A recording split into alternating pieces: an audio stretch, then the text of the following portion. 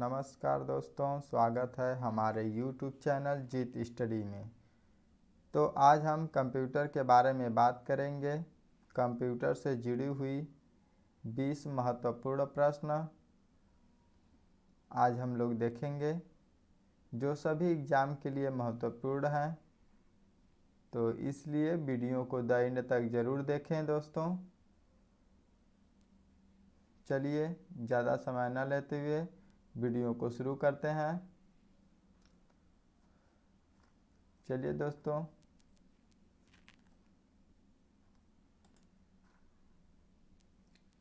देखिए पहला क्वेश्चन है, यह ब्लिंकिंग इंडिकेटर होता है जो यह बताता है कि आपका अगला एक्शन कहाँ होगा। तो पहला ऑप्शन है CPU, दूसरा है कर्सर, तीसरा ऑप्शन है टूल बार और चौथा है बूट। तो इसका आंसर है कर्सर। चलिए अगला क्वेश्चन की ओर चलते हैं।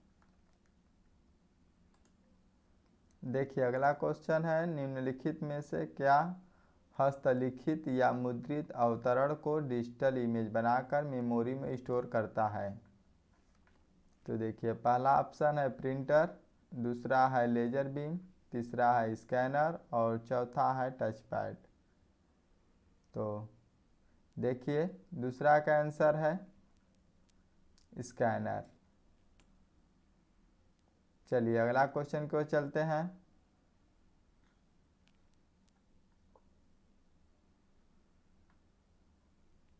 देखिए कौन सा मुद्रक एक से अधिक संप्रेतिक एक साथ मुद्रित नहीं कर सकता।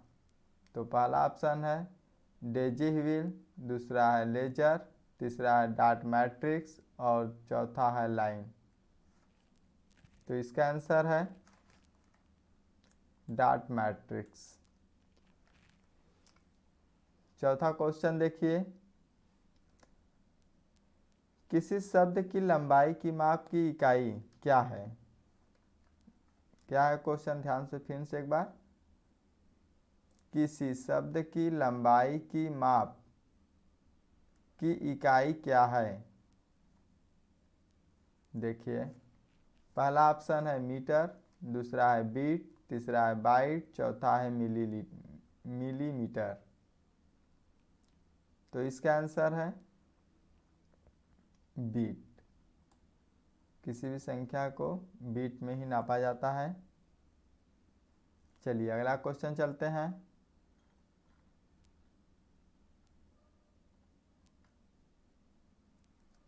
तो अगला क्वेश्चन है, सबसे ज़्यादा प्रयोग में आने वाला कोड कौन सा है जो प्रत्येक कैरेक्टर को विशिष्ट 8 बीट के रूप में निरूपित करता है।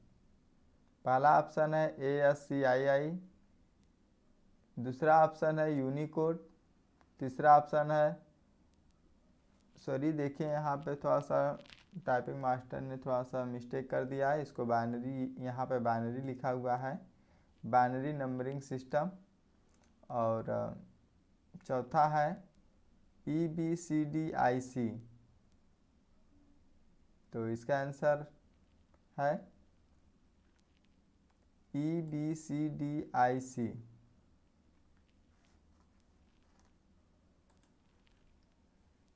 तो इसका फुल फॉर्म देखिए होता है, extended binary coded decimal interchange code. ठीक है। चलिए ये पिछले क्वेश्चन में इसका फुल फॉर्म मैं बताया हूँ। और चलिए अगला क्वेश्चन को चलते हैं। अगला क्वेश्चन देखिए है, जब आप PC पर किसी डॉक्यूमेंट पर कार्य करते हैं तो डॉक्यूमेंट अस्थायी रूप से कहाँ स्टोर किया जाता है। तो पहला ऑप्शन है रैम, दूसरा है रोम और तीसरा है फ्लैश मेमोरी और चौथा है CD रोम। तो इसका आंसर है रैम। चलिए अगला क्वेश्चन को चलते हैं। अगला क्वेश्चन है, रैम के बारे में निम्नलिखित में से कौन सा सही नहीं है। तो पहला ऑप्शन है रैंडम एक्सेस मेमोरी, दूसरा है रीड राइट मेमोरी, और तीसरा है वोलाटाइल मेमोरी, चौथा है सीक्वेंशियल एक्सेस मेमोरी। तो इसका आंसर है सीक्वेंशियल एक्सेस मेमोरी। चलिए अगला क्वेश्चन को चलते हैं। अगला क्वेश्चन है ईडीओ रैम शब्द में ईडीओ का पूर्ण रूप क्या है? पहला ऑप्शन है एक्सपांडेड डाटा ओरिजिन, दूसरा ऑप्शन है एक्सटेंडेड डायनामिक आउटपुट, तीसरा ऑप्शन है एक्सपांडेड डायनामिक आउटपुट, और चौथा ऑप्शन है एक्सटेंडेड डाटा आउटपुट। तो इसका आंसर है एक्सटेंडेड डाटा आउटपुट।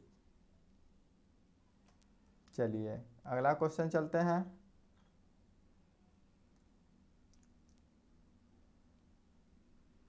तो अगला क्वेश्चन है कैश मेमोरी किन के बीच क्रिया करती है? पहला ऑप्शन है सीपीयू और रैम, दूसरा है सीपीयू और रोम, तीसरा ऑप्शन है रैम और रोम, चौथा ऑप्शन है सीपीयू और हार्ड डिस्क। तो इसका आंसर है सीपीयू और रैम। चलिए अगला क्वेश्चन की ओर चलते हैं। अगला क्वेश्चन है कंप्यूटर का कौन सा भाग सूचना को स्टोर करने में सहायक होता है? तो इसका आंसर है इसका पहला ऑप्शन है मॉनिटर, दूसरा है कीबोर्ड, तीसरा है डिस्क ड्राइव और चौथा है प्लाटर। तो इसका आंसर है डिस्क ड्राइव। चलिए अगला क्वेश्चन की ओर चलते हैं। अगला क्वेश्चन है वह सॉफ्टवेयर जो प्रयोक्ता के जानकारी के बिना उसकी गतिविधियों को ट्रैक करता है कहलाता है? पहला ऑप्शन है वायरस, दूसरा है स्पाईवेयर और तीसरा है मालवेयर, चौथा है वार। तो इसका आंसर है स्पाईवेयर। चलिए अगला क्वेश्चन को चलते हैं। अगला क्वेश्चन है किसी प्रोग्राम में बग क्या होता है? पहला ऑप्शन है स्टेटमेंट, दूसरा है एरर, तीसरा है सिग्नेचर और चौथा है ए और सी दोनों। तो इसका आंसर है एरर।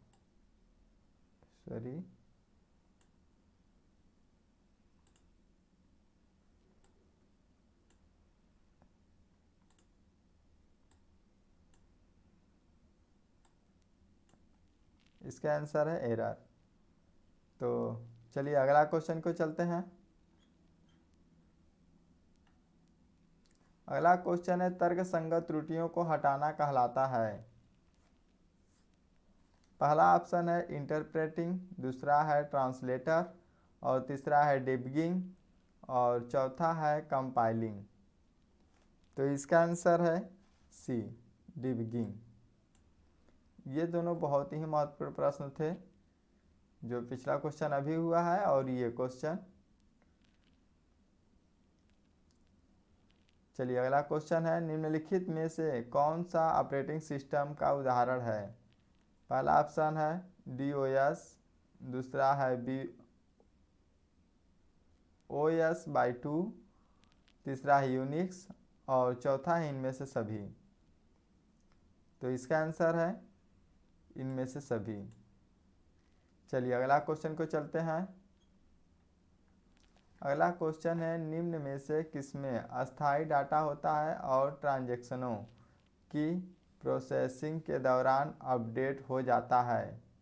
पहला ऑप्शन है ऑपरेटिंग सिस्टम फाइल, दूसरा है ट्रांजैक्शन फाइल और तीसरा है सॉफ्टवेयर फाइल, चौथा है मास्टर फाइल।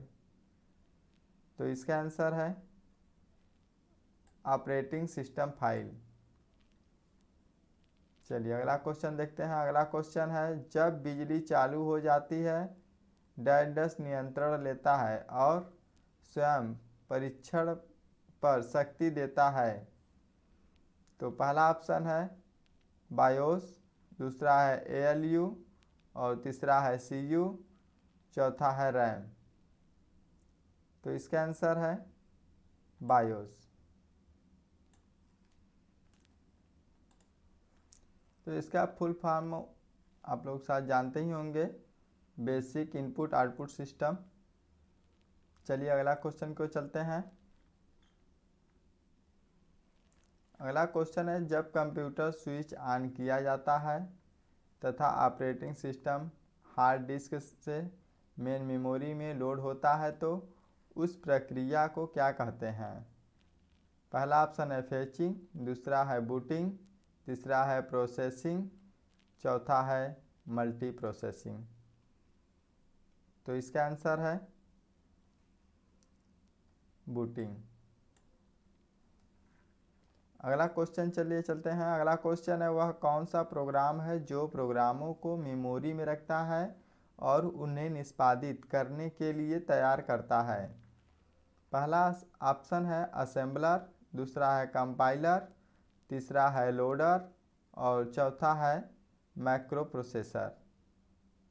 तो इसका आंसर है लोडर। चलिए अगला क्वेश्चन को चलते हैं। अगला क्वेश्चन है, सिस्टमों पर एक से अधिक प्रक्रिया साथ साथ चलाने को क्या कहा जाता है? जब सिस्टम पे आप कई काम एक साथ करते हैं तो देखिए क्या होता है। पहला ऑप्शन है मल्टी प्रोग्रामिंग, दूसरा ऑप्शन है मल्टीटास्किंग और तीसरा है टाइम शेयरिंग, चौथा है मल्टी प्रोसेसिंग। तो इसका आंसर है मल्टी प्रोसेसिंग। चलिए अगला क्वेश्चन को चलते हैं। अगला क्वेश्चन है, एक समय में एक से अधिक एप्लीकेशनों को चलाने की ओएस की क्षमता को कहते हैं? ओएस मतलब ऑपरेटिंग सिस्टम को डेडस कहते हैं। तो पहला ऑप्शन है मल्टीटास्किंग, दूसरा ऑप्शन है ऑब्जेक्ट ओरिएंटिंग प्रोग्रामिंग और तीसरा है टाइम शेयरिंग, चौथा है मल्टी यूजर कंप्यूटर। तो इसका आंसर है मल्टीटास्किंग। ये मेरा लास्ट क्वेश्चन था। तो दोस्तों यदि सभी क्वेश्चन अच्छे लिए गए थे जो बेहद महत्वपूर्ण थे सभी एग्जामों के लिए, तो दोस्तों हमारे चैनल को सब्सक्राइब करें, लाइक करें और शेयर करें।